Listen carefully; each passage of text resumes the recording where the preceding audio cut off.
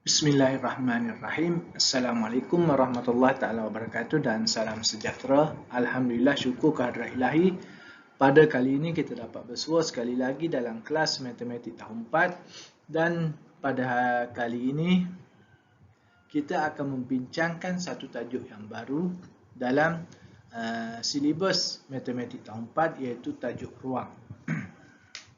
Jadi saya berharap murid-murid dapat memberi tumpuan kepada pembelajaran pada kali ini supaya dapat memahami apa yang akan saya terangkan, apa yang akan saya jelaskan kepada murid-murid pada hari ini. Okey, jadi saya berharap murid-murid dapat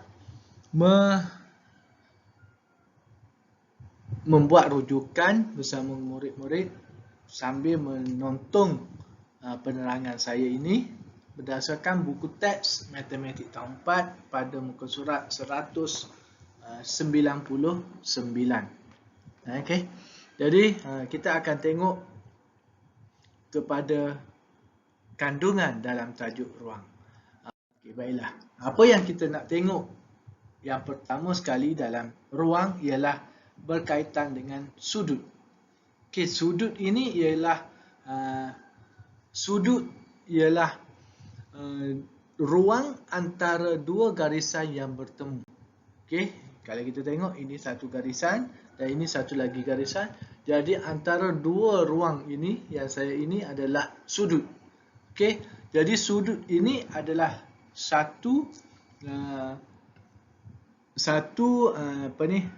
ruang ataupun satu kawasan yang terhasil apabila ada dua garisan yang bertemu. Jadi dalam buku teks awak ini dia memberi contoh satu segi empat. Okey, satu segi empat tepat ada ruang antara dua garisan yang bertemu. Itu ialah sudut katanya. Okey, dan ruang itu kalau kita tengok di sebahagian luarnya dikenali sebagai bucu dan di bahagian dalam itu dikenali sebagai sudut. Okey, kita tengok ya. Kalau gambar ini, okey. Kalau awak tengok kepada gambar yang ini, okey, okey, siapa? Saya lukis yang lain. Okey, saya lukis ini satu segi empat. Okey, okey, satu segi empat ini. Sebelum ini kita belajar di bahagian hujung ini adalah bucu. Okey, bucu. Okey, dan bertentangan dengan bucu itu, maknanya di bahagian dalam ini yang saya buat empat segi ini adalah sudut. Okey, di sini adalah sudut. Okey, jadi yang di luar ini adalah bucu. Jadi itu yang terhasil antara dua garis, maknanya dua garis yang bertemu. Garis pertama di atas, garis yang kedua menegak. Dua garis ni bertemu, dia akan ada satu bucu. Bucu ni hujung yang tajam. Ini bucu. Dan di dalam ini adalah sudut. Sudut di dalam, di luar adalah bucu. Okey. Jadi itu adalah yang terhasil apabila dua garis bertemu. Dan sudut bagi segi empat, ia adalah sudut tegak. Sebab apa sudut tegak? Sebab dua garis ini dia bertemu secara tegak. Satu garis lurus ke tepi dan satu garis lurus ke bawah. Jadi sudut ini dia tegak. Okey, dia tegak ni maknanya dia sama. Okey. Jadi di dalam segi empat dia ada empat bucu. Okey, kita tengok di sini ada empat bucu. Okey. Dan bila ada empat bucu, secara automatiknya dia akan ada empat sudut. Jadi itu untuk awak kenal yang mana kedudukan sudut itu berada. Okey, baiklah. Jadi saya harap murid-murid sudah kenal tentang sudut yang terhasil di dalam segi empat. Okey, baiklah. Seterusnya kita nak tengok di dalam segitiga. Okey, di dalam segitiga dia ada banyak keadaan. Okey, dia ada satu segitiga yang sama sisi. Okey, yang kedua segitiga yang sama kaki. Okey, jadi segitiga ini ada sudut tirus. Sudutnya lebih kecil daripada sudut tegak. Okey, macam mana? Okey, kalau kita tengok di sini sekarang ni segitiga. Okey, dia ada 3 bucu. 1 bucu di atas, ditandakan ni, 2 di kanan dan 3 di kiri. Jadi, bila ada 3 bucu, automatiknya dia ada 3 sudut. Okey.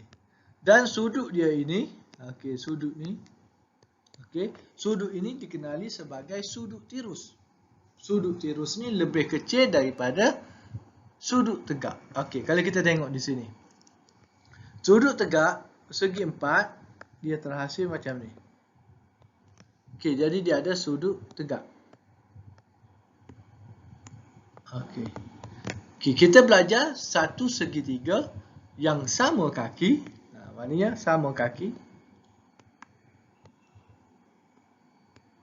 Maaf saya melukis di atas skrin agak tidak rata. Okey, sama kaki maknanya bila sama kaki dia akan ditandakan ni. Sama sisi dulu. Okey, sama sisi. Jadi bila sama sisi maknanya sudut dia ni dah tinggal separuh daripada yang tegak. Okey, dah tinggal separuh daripada yang tegak ni. Tegak, dia akan bertemu di hujung, di tengah-tengah sudut tegak. Okey, dia tinggal separuh. Jadi kita panggil sudut dia ni sudut tirus kecil. Dan kalau sama kaki, maknanya dia tak kira lah sama kaki ni biasanya dia lebih panjang kaki ataupun lebih pendek kaki. Ada sama kaki macam ni. Maknanya kaki ini sama. Dan sudut dia lebih besar. Tapi ada sama kaki macam ni. Ia lebih kecil sudut dia. Sebab kaki ini lebih terbuka lebih luas. Okey, dan sudut yang terhasil dia lebih kecil. Jadi itu antara sudut-sudut. Berbeza sudut antara segi 4, sudut dia tepat, sudut dalam segitiga, sudut dia tirus. Tirus ni kecil lah, mengecil. Kecil berbanding sudut tegak. Okey, jadi saya harap murid-murid dapat memahami penerangan saya tentang dua situasi sudut. Satu sudut yang tegak, satu sudut yang tirus. Sudut tegak dihasilkan oleh segi 4. Sudut tirus dihasilkan oleh segitiga. Okey. Kita tengok yang seterusnya. Seterusnya dia ada sudut cakah. Sudut cakah ini juga terhasil daripada segitiga. Okey, sudut cakah ini ialah satu sudut yang melebihi daripada sudut tepat. Okey, dia melebihi pada sudut tepat. Contohnya di sini. Okey, ini segi 4. Saya ambil gambar. Okey, dan ada satu segitiga. Okey, segitiga terhasil. Okey, saya buat dengan pen air. Okey, satu segitiga yang terhasil daripada ni, daripada ni sudut tepat ni di sini 90 darjah. Okey, sudut tepat. Okey, manakala satu lagi segitiga terbentuk. Okey, daripada gambar ini. Okey, jadi bila segitiga ini terbentuk daripada gambar ini juga. Okey, dia ada dua sudut tirus di sini. Sebab dia lebih kecil daripada sudut tegak. Tetapi dia ada satu sudut yang lebih besar daripada sudut tegak. Yang mana sudut tegak dia sampai di sini saja. Tetapi sudut ini melebihi sampai di sini. Jadi sudut ini kita panggil sudut cakah. Sudut cakah. Sudut cakah ni dia lebih besar daripada daripada sudut tegak. Dan biasanya ia terhasil apabila segitiga tadi tidak sama kaki. Tidak sama kaki. Ya, kaki ni lebih pendek berbanding kaki ni yang lebih panjang. Bila tak sama kaki dia akan wujud segitiga yang lebih sudut yang lebih besar. Okey. Jadi segi tiga tak sama kaki, ada satu sudut cakah dan ada dua sudut. Kita belajar di dua sudut apa kat sini? Saya dah beritahu tadi. Okey, dua sudut tirus. Okey, dua sudut tirus. Jadi segitiga tak sama kaki juga dikenali sebagai segitiga tidak sama sisi. Sebab tu kita tak tanda sisi dia sama. Kalau tadi, kalau kaki sama sisi, kita tanda ketiga-tiga. Maknanya sisi dia di sebelah sini sama panjang dengan sebelah sini, sama panjang dengan sebelah sini. Tetapi kalau sama kaki, kita tanda dua. Kaki dia sebelah kiri dan sebelah kanan sama panjang. Tetapi segitiga tak sama sisi, tak sama kaki, yang ni kita tak tanda lah. Kita tak tanda sebab semuanya antara garis yang ini dengan garis yang ini dengan garis yang panjang ni semuanya tidak sama saiz dia. Okey? Okey. Jadi ada satu soalan di situ. Soalannya berbunyi, soalan angka pintar. Jika poligon sekata ada 6 bucu. Poligon apa 6 bucu? Heptagon. Heptagon. Poligon 6 bucu ni heptagon. Berapakah sudutnya dan apakah nama sudutnya? Jadi kita kena lukislah heptagon. Heptagon 6 bucu. 1, 2, 3, 4, 5, 6. Heptagon. Kita kena tengok setiap ni saiz dia adakah mewujudkan sudut apa. Sudut apa ni? Dia ada berapa bucu? Ada 6. Jadi bila ada 6 bucu, ada berapa sudut? 6 bucu mewujudkan 6 sudut. Jadi sudut dia ada 6. Apakah nama sudut dia? Sudut dia ni cakah ke, tirus ke, tegak. Sudut ada 3 jenis. Cakah, tirus, tegak. Jadi tegak dia mesti garis dia tegak. Jadi tegak ke? Tak. Tirus dia kecil. Cakah dia besar. Jadi sudut dia besar ke, kecil ke, tegak? Sudut dia besar. Jadi besar, nama sudut dia ialah sudut cakah. Itu untuk poligon 6 bucu. Jadi murid-murid boleh tengoklah sudut-sudut untuk jenis-jenis poligon yang lain. Untuk pentagon, untuk hexagon, untuk octagon. Semuanya boleh tengok berapa sudut dia dan apa nama sudut dia. Jadi situ semua boleh rujuk. Kita nak tengok yang seterusnya. Seterusnya kita nak melukis segitiga. Teroka cerita. Kita daripada carta segitiga ini, lengkapkan peta pemikiran di bawah. Yang ni kita tengok.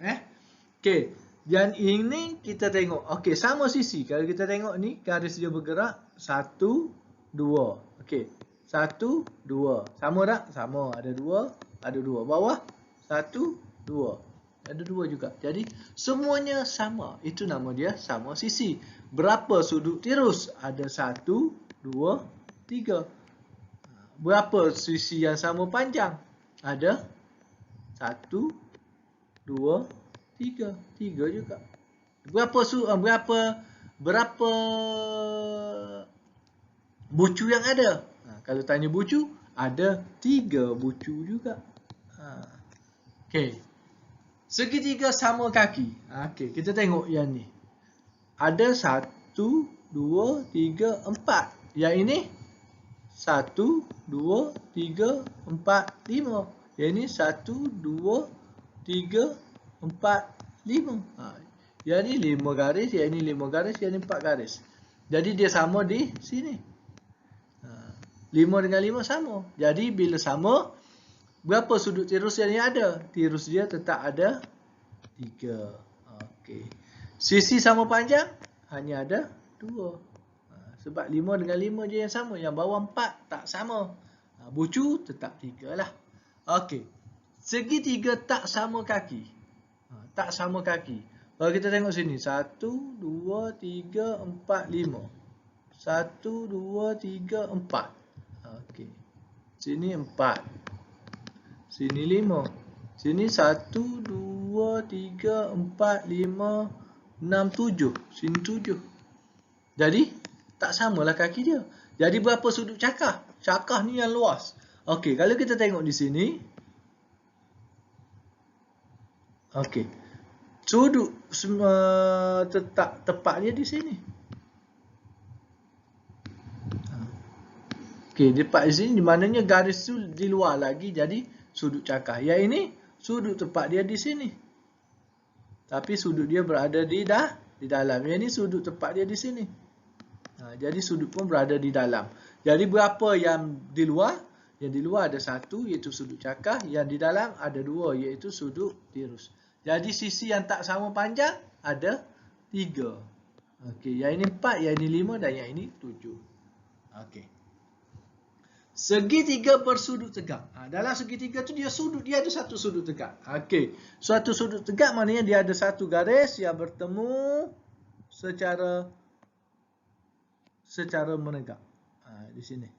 Jadi sudut ini sudut tegak. Okey. Jadi sudut tegak dia ada berapa? Ada 1. Berapa sudut tirus? Sudut tirus ada 2. Sebab bila tegak dia ke sini. Bila tegak dia ke sini. Jadi dia lebih mengecil. Jadi kita panggil dia sudut tirus. Okay. Jadi itu terokaria kita mengenali sudut segitiga. Okey. Seterusnya kita nak tengok. Ni menamakan. Namakan dan label dan namakan pada bentuk. Namakan sudut. Yang ni awak buat. Namakan label. Letak label dia. Nama apa? Nama sudut. Label tu maknanya letak sudut tu. Sudut apa? Sudut. Bentuk sudut macam mana? Sama ada bentuk macam ni ataupun bentuk tegak. Okey. Sudut yang lebih besar daripada sudut. Sudut mana yang lebih besar? Okey. Yang tu awak nyatakanlah sudut apa yang lebih besar daripada sudut mana. Okey. Okey, yang tu minta murid-murid buat dalam buku latihan. Okey, seterusnya kita nak tengok garis selari dan garis serenjang. Okey, garis selari sama. Selari ni sama. Garis serenjang dia berlawanan. Okey. Jadi kita tengok yang pertama. Lihat petak ketinting ini. Jarak tegak antara dua garis yang dilukis sentiasa sama dan tidak bersilang. Ni jarak tegak dia ni. Ni. Yang dilukis ni. Okey. Sentiasa sama dan tidak bersilang. Ini dia panggil garis selari. Okey, contoh garis selari kalau kita tengok ini landasan kereta api. Apa ni? Papan yang digunakan untuk melapik landasan kereta api ni. Semuanya dalam satu garis.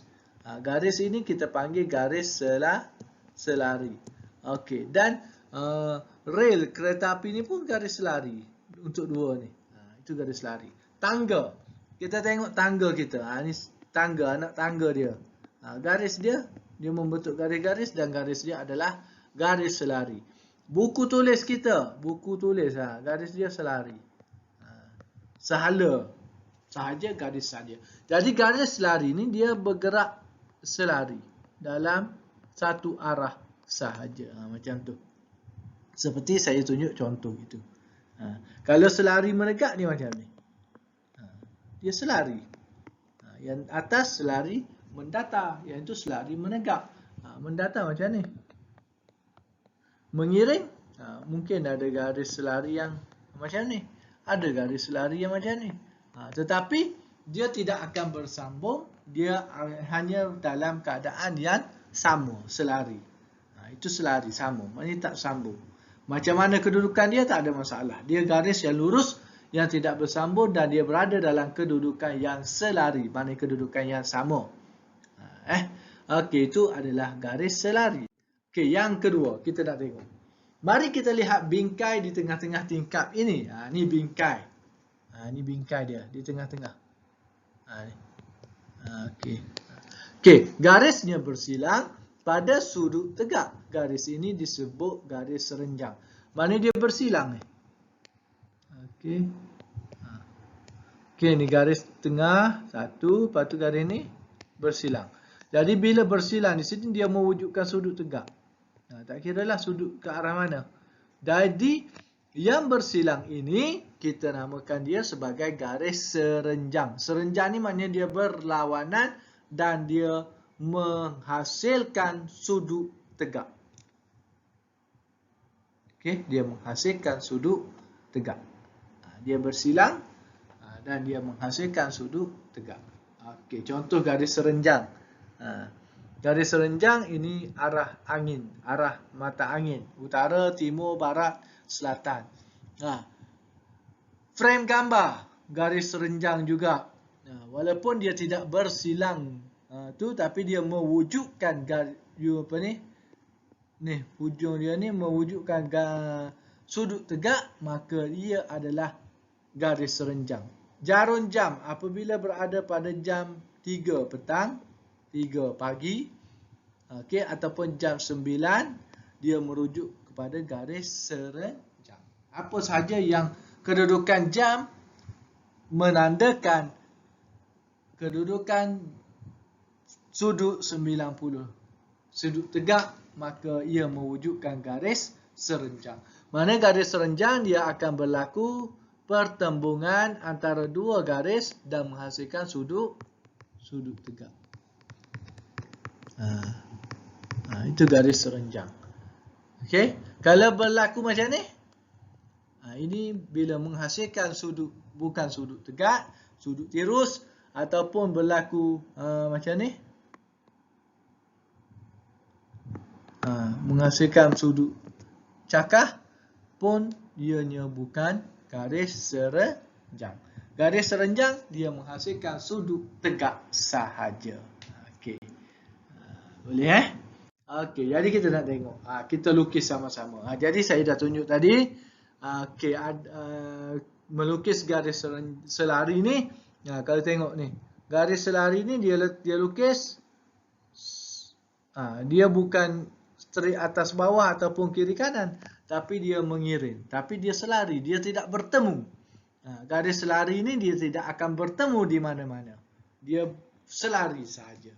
Okey, sama ada garis itu selari macam ni, ataupun selari menegak, ataupun selari mengiring, ataupun selari mengiring macam ni. Okey, semuanya tidak akan bertemu. Okey, dia hanya bila kita tarik garis tu panjang mana sekalipun dia tidak akan bertemu. Dia tetap pada jarak yang sama. Jarak di sini dengan jarak di sini dia akan sama. Jarak dia sama. Bila jarak sama dia tak akan bertemu lah sampai bila-bila. Okey. Itu garis selari. Okey, yang seterusnya garis serenjang. Garis serenjang ni bila guna buku tulis kamu, buku petak, sebab buku petak tu dah ada, lagi senang. Okey, buku petak dia macam ni. Okey, dia dah ada petak kan. Jadi bila kamu buat garis selari, garis serenjang, maknanya dia terus bertemu dan menghasilkan sudut 90 darjah. Itu garis serenjang. Maknanya garis serenjang ni pertemuan antara dua garis dan menghasilkan sudut tegak. Okey, sudut tegak. Itu garis serenjang. Dia juga boleh jadi garis tu berbentuk macam ni. Sini ada sudut tegak, sini ada sudut tegak. Okey, itu pun garis serenjang. Serenjang, kena ingat sudut dia sudut tegak. Selari, dia tak akan jumpa sampai bila-bila. Okey. Seterusnya kita nak tengok, ini soalan. Soalan latihan ni dalam buku teks kamu boleh jawab. Tadi suatu soalan mengenali sudut. Okey, kamu boleh jawab. Ini garis-garis pun kamu boleh jawab dalam buku tulis masing-masing. Okey, soalan uji diri, soalan 1, soalan 2, soalan 3 dan soalan 4.